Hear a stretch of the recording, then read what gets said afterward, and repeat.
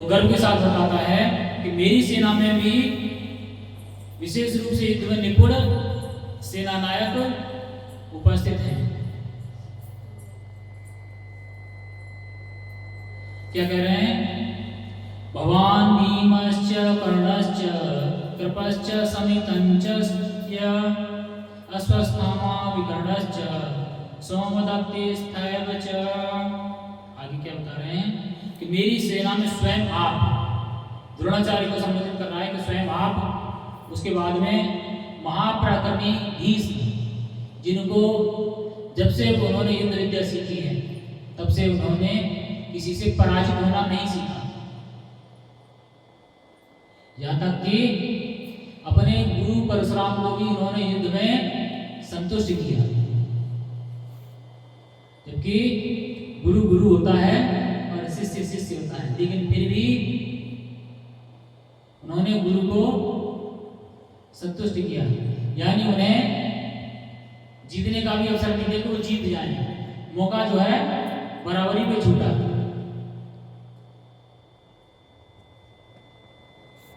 इसके बाद भीष्म, कर्ण, कृपाचार्य। कृपाचार्य जो है आचार्य द्रोण के रिश्तेदार हैं। कृपाचार्य की जो बहन है वो उनकी पत्नी है, कृपी, द्रोणाचार्य की पत्नी। आगे करें अश्वत्थामा। स्वयं आपका पुत्र अश्वत्थामा जो है वो भी मेरे तरफ से युद्ध करने के लिए सुसज्जित है। उसके बाद विकर्ण, सोमदत्त का पुत्र भूरिश्रवा आदि, ये जो योद्धा हैं जो युद्ध में सदैव विजयी रहेंगे।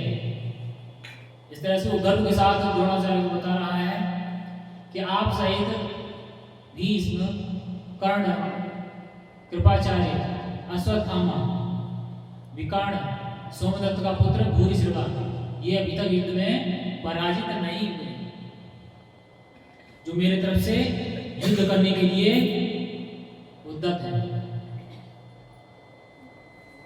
कहीं द्रोणाचार्य को बुरा न लगे, इसलिए उनकी अब तारीफ करना प्रारंभ करता है, मक्खन लगाना शुरू कर रहा है।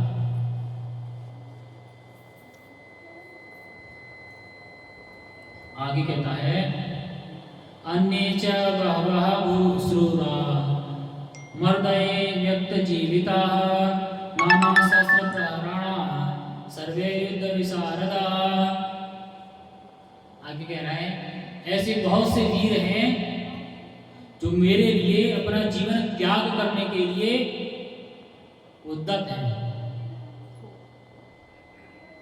उसको ऐसा लग रहा है कि जो योद्धा युद्ध में खड़े हुए हैं मृत्यु को गले लगा सकते हैं, लेकिन मेरा युद्ध में साथ नहीं छोड़ेंगे, उसको ऐसा विश्वास है।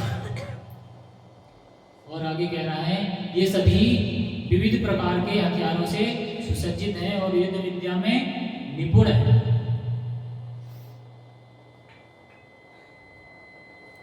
अब इतना वर्णन करने के बाद में फिर पांडवों की तरफ से कहता है, अभी थोड़ा और मक्खन लगाएगा, फिर पांडवों के बारे में वर्णन करेगा। क्या कहता है?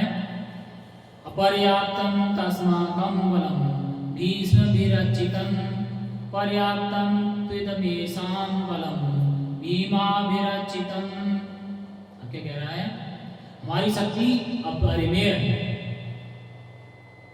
कहीं द्रोणाचार्य को बुरा ना लग जाए, इसलिए मक्खन लगाते हुए कह रहा है कि हमारी जो शक्ति है वो अपरिमेय है। हमारा जो सैन्य शक्ति है और जो योद्धाओं का जो संगठन है, हमारी सेना में ऐसे ऐसे महारथी हैं जो अभी तक पराजित नहीं हुए हैं। और जो पांडवों की तरफ से जो योद्धा हैं वो सभी अभी युद्ध में उन्होंने कोई उनको अनुभव नहीं है, जैसे भीम और द्रुपद का पुत्र धृष्टद्युम्न,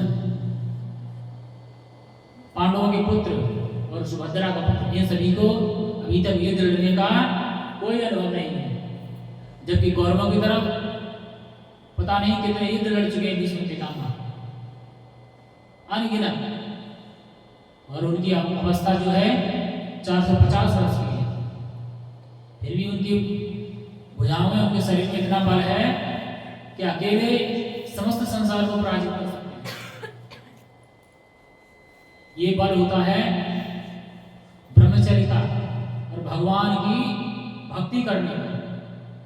तो भीष्म पिता साधारण नहीं थे, भगवान कृष्ण के अनन्य भक्त थे, पहले से ही भक्ति करते थे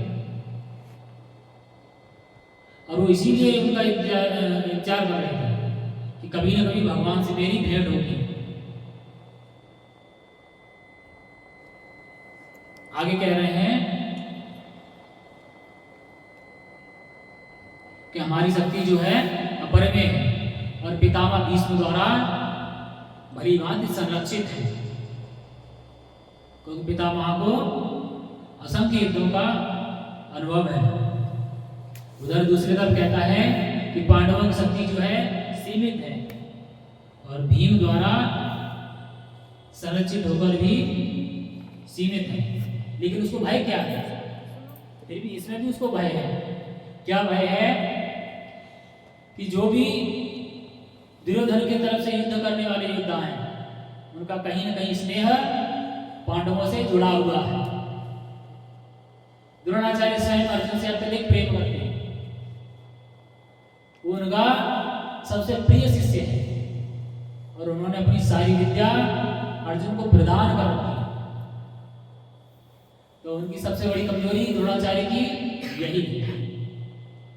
और बहुत सारे शिष्य और भी हैं जो उनकी सिखाई हुई युद्ध विद्या को जानते हैं।